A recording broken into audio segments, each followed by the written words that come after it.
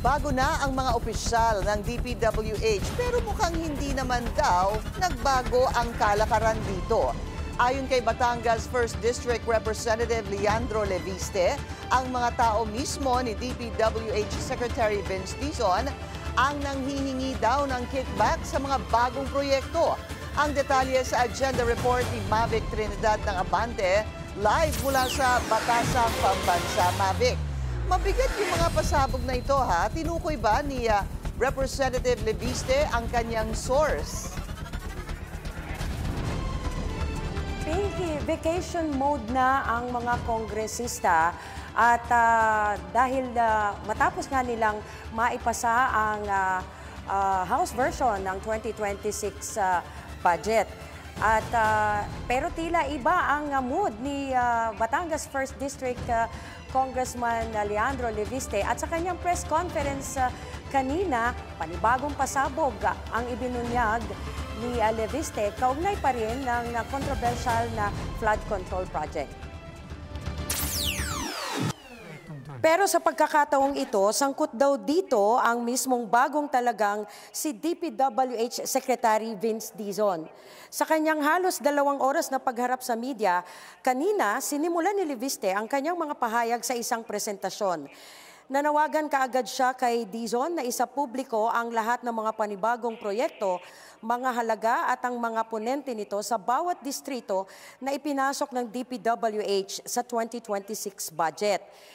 Ito ay base na rin sa pangako daw ni Dizon na isapubliko niya ang mga proyektong inilagay nila sa pambansang pondo nang bigyan siya ng pagkakataong baguhin ang unang panukala.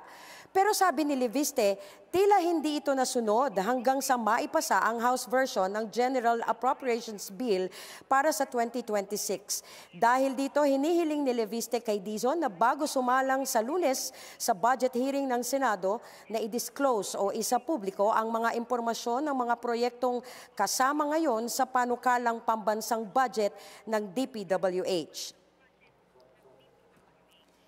That a lot of that non-allocable budget, of which there is available data that can be disclosed, has been reported to be given in exchange for consideration. And the consequence of this system is that yung distrito na walang kickback ay nababawasan ng budget at yung distrito na may kickback ay binibigyan ng budget. Bukod dito, nais ni Leviste na ipaliwanag ni Dizon at ng ilan sa kanyang mga tauhan sa DPWH ang umano'y koneksyon daw nila sa ilang kontratista. Sabi ni Leviste, mismong sa kapwa niya kongresista narinig na umano'y nanghihingi na ng kickback ang mga itinalagang opisyal ni Dizon sa mga kontratista. Bukod pa sa impormasyong ang mga tauhan daw ni Dizon ay mga kontratista rin. Secretary Dizon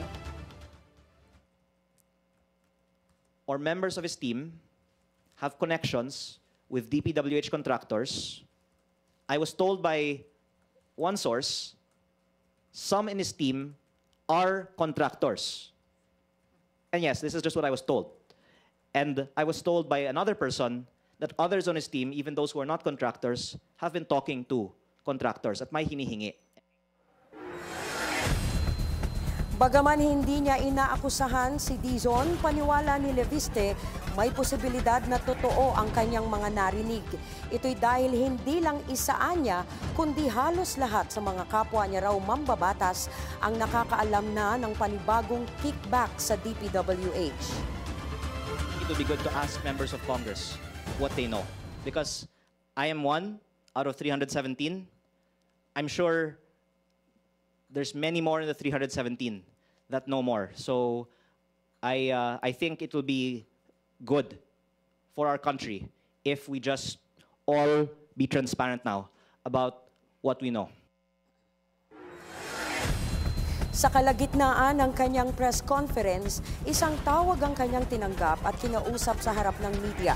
Hindi niya pinangalanan kung sino ang kanyang kausap, pero inamin niyang isa daw itong mataas na opisyal sa DPWH.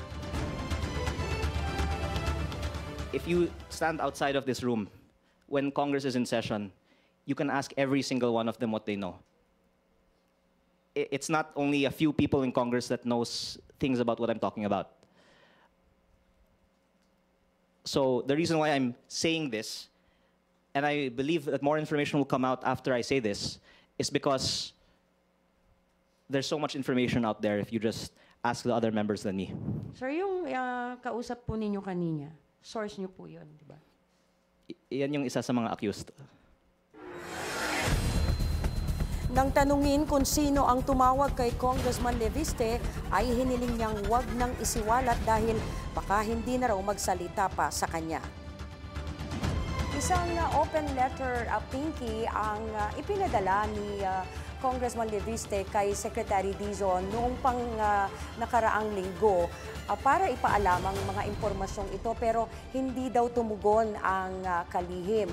At pero kanina kinukonsidera na niya yung tawag kanina ng isang mataas na opisyal ng DPWH na sinagot na yung kanyang letter kay Secretary Dizon, at base dun sa kausap niya ay sinasabi na aalisin o tatanggalin ang sinuman sa mga opisyal na mapapatunayang nangingikbak o kontratista rin. Pinky? Yun nga, Mavic. So, sandali lang, yung sinagot niya, natawag doon sa telepono, sabi niya, isa sa mga accused? Actually, Pinky, hindi naging malinaw yon sa amin. Pero ang sinasabi niya ay allegedly accused din itong kausap niya kanina. Pero nung bandang huli sa press conference, iniiba na niya yung statement na itong opisyal na ito ng DPWH ay willing tumulong, no, para dito sa sinasabing mga opisyal ng DPWH na umano'y nanghihingi nga ng kickback at pinagbibintangang mga kontratista na rin. Di niya pinangalanan kung sino ito. Pero meron na nga kaming mga spekulasyon kung sino-sino. Ang akala pa nga namin ay mismong si Secretary Dizon yung kausap niya. Oo, pero kung sabihin kasing isa sa mga accused, nasabi mo nga, medyo malabo din towards the end. Imposible yun na si Secretary Vince, Dizon. But, Mavic, meron bang balak si Congressman Leviste na ibahagi itong kanyang nalalaman sa ICI o kaya sa DOJ? Actually, Pinky, natanong natin siya dyan tungkol sa ang tanong pa nga namin kung willing din siya na i-reveal yung kanyang source at isumite sa ICI para sa investigasyon.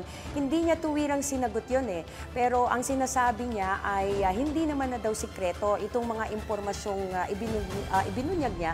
Dahil sabi nga niya kanina, halos lahat na rin naman ng mga kongresista ay alam itong impormasyong ito. At sa mga susunod na araw, sinabi niya na dahil sa pagbubunyag niya na ito, ay may mga impormasyon pang lalabas. Pinky? So, hintayin natin kasi parang ang sabi nga niya, kung umikot daw kayo dyan, meron ding ilang mga kongresista ang magpapatotoo dito sa sinasabi niya. Tingnan natin kung ano ang magiging mga susunod na revelation. Maraming salamat sa iyo, Mavic Trinidad ng Abante, nag-uulat ng live mula sa Batasang Pambansa. Walang atubiling iimbestigahan ni DPWH Secretary Vince Dizon ang alegasyon ni Batangas Congressman Leandro Leviste na nag-ugnay sa ilang miyembro at appointee niya sa ahensya sa mga kontratista. Bukas din daw si Dizon na makipagpulong kay Leviste para personal na alamin kung sino-sino ang tinutukoy nito sa kanyang revelasyon. Kung meron siyang specific, ang commitment ko sa kanya at sa lahat ng ating mga kababayan, tatanggalin ko po yung taong yon immediately. At kung kinakailangan, kakasuhan ko pa yung taong yon. Wala raw sisinuhin si Dizon kahit pa ito ay mga bagong appointee sa ilalim ng kanyang liderato. 5 bagong undersecretary ang itinalaga sa DPWH noong Setyembre, nakasama sa tinaguriang cleanup crew ni Dizon.